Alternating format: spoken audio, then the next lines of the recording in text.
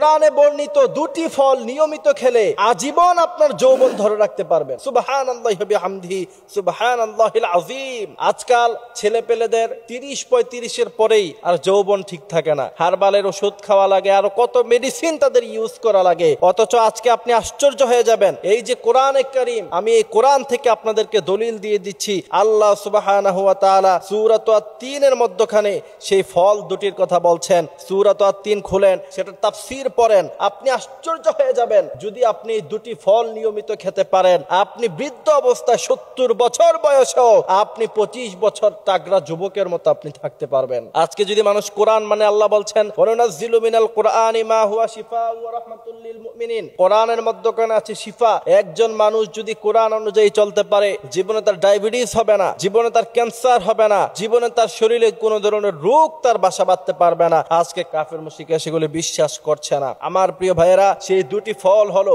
আল্লাহ সুবহানাহু ওয়া তাআলা সূরা আত-তিন এর মধ্যে বলছেন ওয়াতিন ওয়াজ জাইতুন। একটা হচ্ছে তিন ফল আর একটা হচ্ছে জাইতুন ফল। পৃথিবীর সমস্ত গবেষকরা বলছে পৃথিবীতে এত দামি ফল থাকতে, খেজুরের মতো ফল থাকতে, আল্লাহ সুবহানাহু ওয়া তাআলা কেন তিন এবং জাইতুন এই ফল দুটির কসম খেলেন? গবেষকরা গবেষণা করে দেখছে যে এই দুটি ফলের মধ্যে এত বেশি কার্যকারিতা।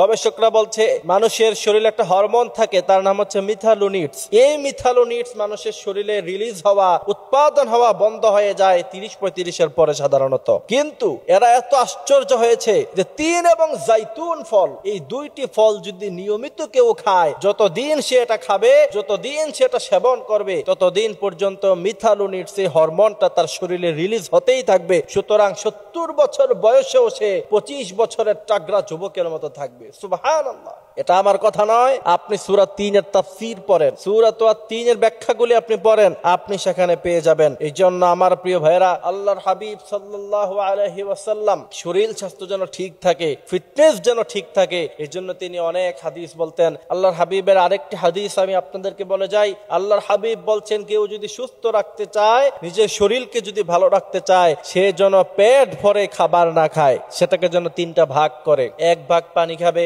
আরেক ভাগ খাবার খাবে, আরেক ভাগ সে খালি রাখবে। যদি এরকম ভাবে কেউ খাবার গ্রহণ করতে পারে, সে বৃদ্ধ হতে পারে, বয়স তার বেড়ে যেতে পারে, কিন্তু অসুস্থতা কখনো তাকে ধরবে না। এই জন্য আজকে আমাদের অবস্থা কি, আমরা যখন খাই কবজি ডুবাইয়া খাই, এরপর আমাদের শরীর ছেড়ে দেয়, এরপর আমরা অসুস্থ হয়ে যাই। 30, 35, 40 এর পরে আমাদেরকে আর খুঁজেই পাওয়া যায় না। আর বর্তমানে মানুষের গড় হায়াতই হয়ে গিয়েছে 50 থেকে 60। এই কথাগুলি বোঝার মতো তৌফিক আল্লাহ সুবহানাহু ওয়া তাআলা আমাদেরকে দান করুক। আমিন।